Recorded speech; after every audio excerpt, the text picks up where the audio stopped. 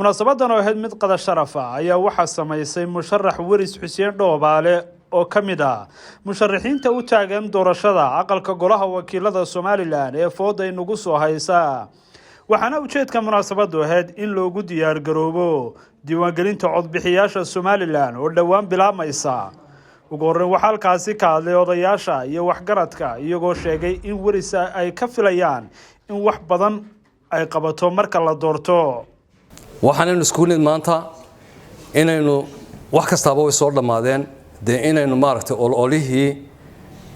Waris Xuseen Cige aynu ka qayb galno oo taageero aynu muujino oo inantaasi dadaal fara badan ay soo sameysay waana u qalantaa inaynu maanta u hawlgalno maaragtay inaynu soo saarno Waris insha Allah sidii qoladii iga horeysay ba sheegtay aad bay soo tacabtay insha Allah ta'ala haddana wax walba waqti bay leeyihiin insha Allah marka waxaan jecelahay inuu waqtigeega noqdo insha Allah ta'ala imiga insha Allah doorashooyinka imiga insha Allah taasaan ku taageereynaa odayaal iyo inama iyo Suudaani iyo aqalba insha Allah ta'ala dibadda iyo gudaba insha Allah ta'ala sidaas ayaanu u garab taaganahay oo hadii idinkeega leeyahay ku caawinayna insha Allah ta'ala ama ku calaamad saar doona insha Allah ta'ala Waris waxaan leenahay oo sheegaynaa oo baaq dheer ku dirayna inaanu markasta heel iyo hooba la ag taaganahay Waris inay ka mid noqoto baarlamaanka Jamhuuriyadda Soomaaliland insha Allah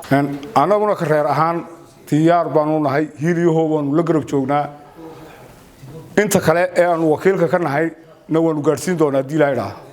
Waris maanta nooguma horeyso Waris intaas sanadood bay soo shaqeynaysaa iyadoo xildhibaan ahayn bay shaqeynaysaa hadan ilaal iska riday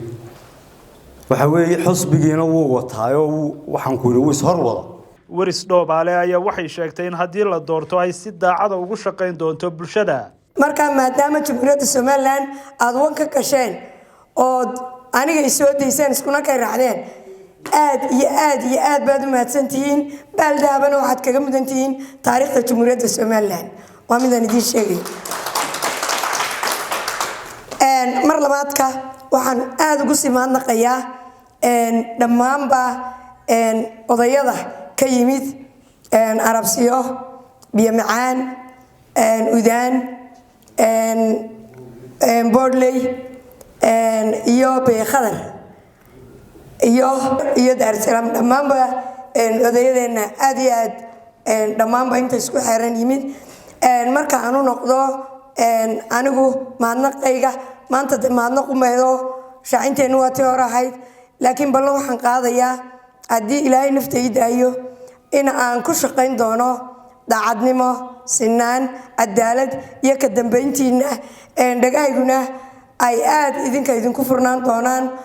ee ay qabatay Waris Xuseen Cige oo mas'uul ka tirsan xisbiga UCID una sharaxan golaha wakiilada ee aad ku muujisay runtii taageerada aad u haysaan arintaas oo arrin runtii dhif ka ah Soomaaliland oo yarta in la arko gabadh odayaasheedii iyo dadkeedii ay garab taagan yihiin ay ku caawinayaan in ay gaarsiiyaan meel ama position ay uga adeegto dadkeeda oo ka caawiso wax ka tarto sidoo kale dawladnimada iyo nidaamka Soomaaliland iyana ay qayb ka noqoto ay ku biiriso aqligeeda iyo aqoonteeda iyo kartideeda